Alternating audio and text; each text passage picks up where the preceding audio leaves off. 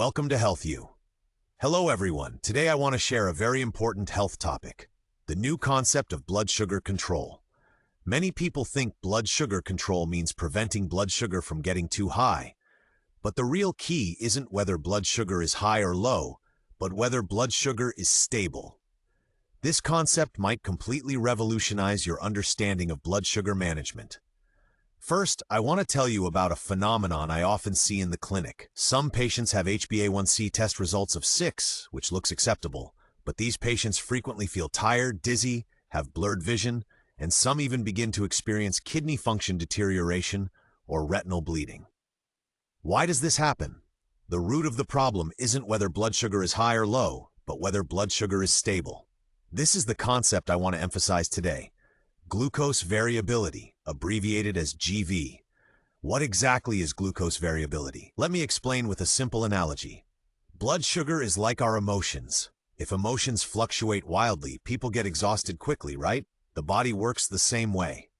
When blood sugar spikes up and drops down every day, although the average might look okay, cells are already exhausted and the body experiences more stress than we imagine.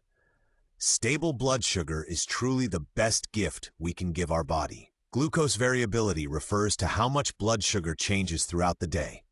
If blood sugar follows a steady curve, the body can handle it better.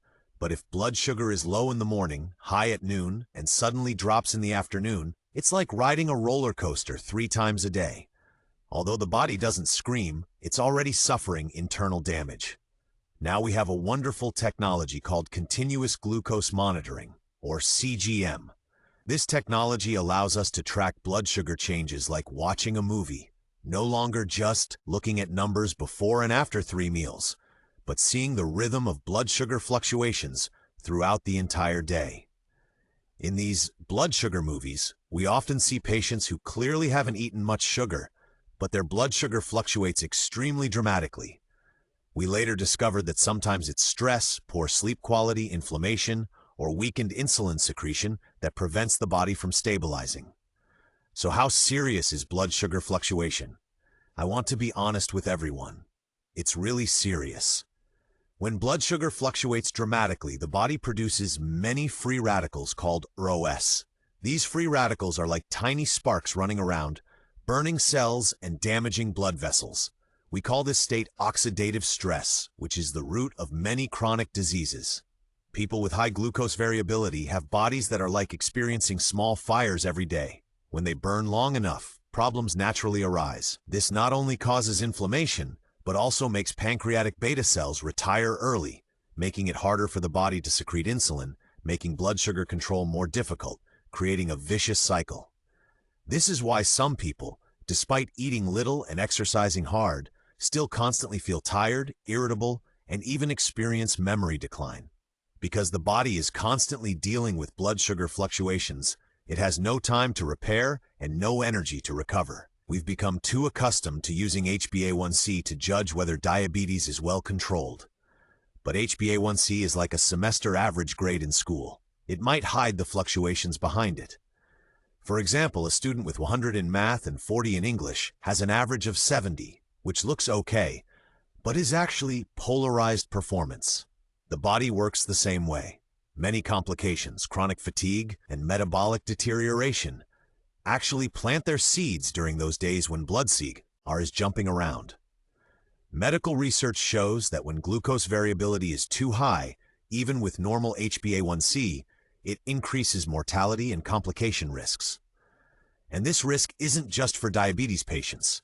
If healthy people have chaotic blood sugar, it also increases the probability of metabolic syndrome and cardiovascular disease. So how do we control glucose variability? I want to emphasize that controlling glucose variability isn't just about giving up sweets, but learning to dance in harmony with your body's rhythm. Next, I'll share several key practices that are clinically and research-proven effective. The first is dietary strategy. It's not about not eating sugar, but knowing how to combine foods.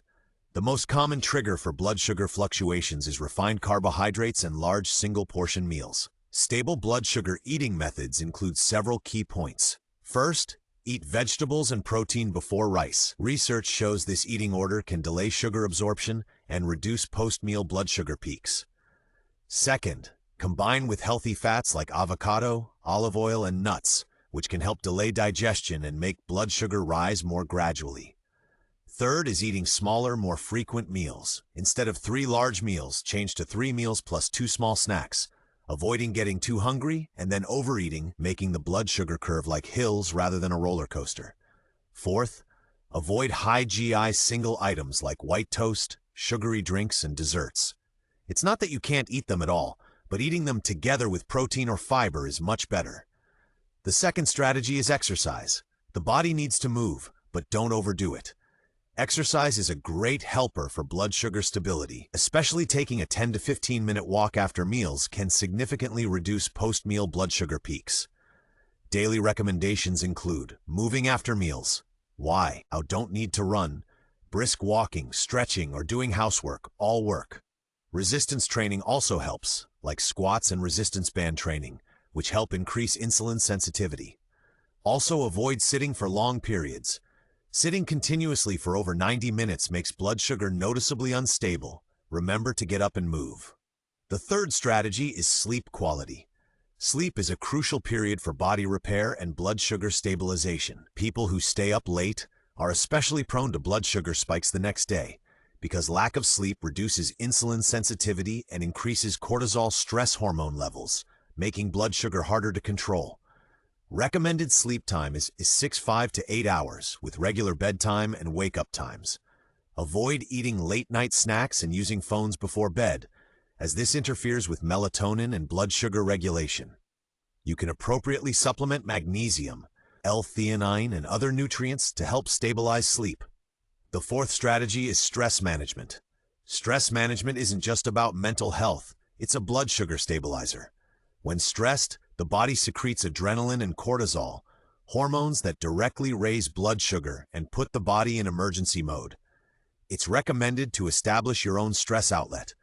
Have 30 minutes of relaxation time daily, like walking, listening to music, or meditating, which can significantly affect blood sugar fluctuations. Diaphragmatic breathing or mindfulness practice can help the autonomic nervous system restore balance and reduce sudden blood sugar spikes. Another important point, don't eat while working, as stress eating affects digestion and blood sugar rhythm. Finally, I want to share an important concept. Letting blood sugar dance regularly is more important than simply suppressing blood sugar levels. Blood sugar isn't our enemy. It's just a response to the body's interaction with the environment. But when blood sugar is like temperament, hot and cold, the body becomes like boiling water and eventually can't hold up. Stabilizing blood sugar isn't just about preventing complications, but a key to having energy, good mood, and good sleep. Glucose variability is actually a seismic warning system for health. I hope we can all learn to listen, adjust, and change before it sounds the alarm. The new thinking in blood sugar control is not only control high blood sugar, but also focus on blood sugar stability. When you start paying attention to glucose variability, you'll find your physical condition improve significantly. Not just better blood sugar numbers, but also improved mental state, sleep quality, and emotional stability. That's all for today's sharing. If you found this information helpful, remember to subscribe to our channel and feel free to share your blood sugar management experiences in the comments. Remember, health is a lifelong lesson. Let's work hard together. See you next time.